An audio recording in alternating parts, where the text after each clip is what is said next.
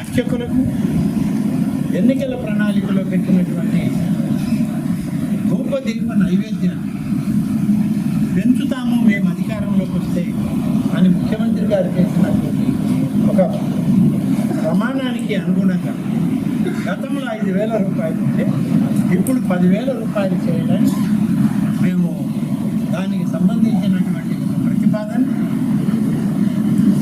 గౌరవ ముఖ్యమంత్రి గారి కార్యాలయాన్ని మేము పంపడం జరిగింది.